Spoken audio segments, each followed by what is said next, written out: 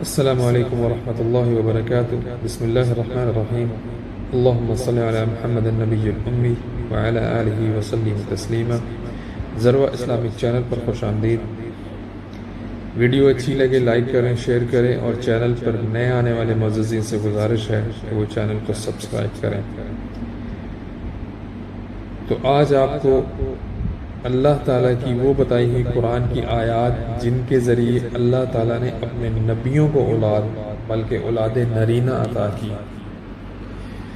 جو لوگ بہن بھائی پریشان ہیں جن کے ہاں اولاد نہیں ہے، آج آپ کو قرآن کی آیات کے ذریعے انشاءاللہ تعالیٰ میری دعا بھی ہے اور آپ بھی یہ آیات پڑھیں، انشاءاللہ تعالیٰ اللہ تعالیٰ آپ کو اولاد نرینہ عطا کریں گے۔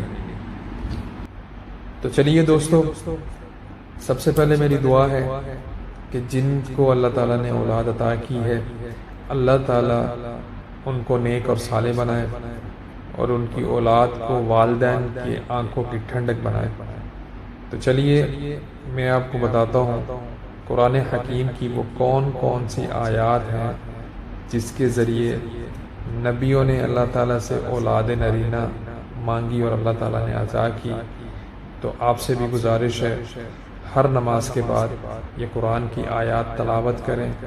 زیادہ اولاد کی شدت ہے تو آپ تہجد کے وقت جو ہے ان قرآن کی آیات کی تلاوت کریں، انشاءاللہ تعالیٰ اللہ تعالیٰ آپ کو ضرور اولاد سے نوازے گا۔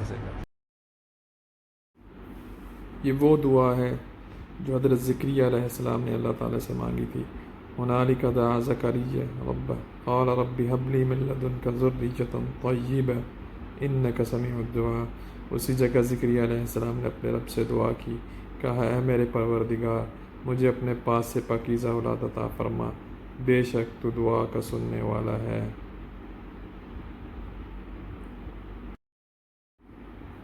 قرآن پاک کی سورہ ابراہیم آیت نمبر 40 میں حضرت ابراہیم علیہ السلام کی دعا ہے، رب اجعلنی مقیم الصلاۃ ومن ذریتی ربنا وتقبل دعاء۔ اے میرے پالنے والے مجھے نماز کا پابند رکھ اور میری اولاد سے بھی اے ہمارے رب میری دعا قبول فرما۔ اور یہ تیسری آیت بھی حضرت ابراہیم علیہ السلام نے اللہ تعالیٰ سے مانگی، رب هب لی من الصالحین، اے میرے رب مجھے نیک بخت اولاد عطا فرما۔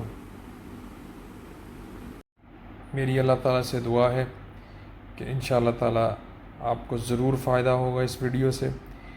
ویڈیو اچھی لگے لائک کریں، شیئر کریں، چینل کو سبسکرائب کریں اور بیل آئیکن کے بٹن کو ضرور دبائیے گا کیونکہ ہر نئی آنے والی ویڈیو کا نوٹیفیکیشن آپ کو بآسانی مل سکے۔ جزاکم اللہ خیرا۔ السلام علیکم ورحمۃ اللہ وبرکاتہ۔